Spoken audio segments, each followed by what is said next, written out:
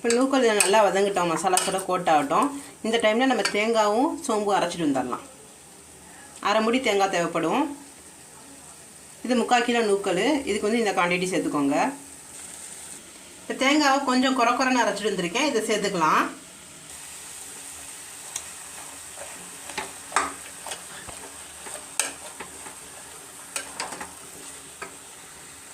இப்போ உப்பு ஆட் பண்ணிக்கலாம். ஒரு பிஞ்ச் கரம் மசாலா தூள் ஆட் பண்ணிக்கலாம். நல்லா கிளறி விடலாம்.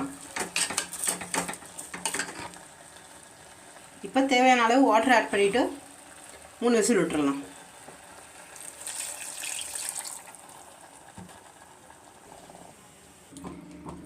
அவ்வளோதான் ஃப்ரெண்ட்ஸ், நூக்கல் கிரேவி ரெடி ஆயிடுச்சு. ஃபைனலாக கொத்தமல்லி தூவிட்டாச்சு.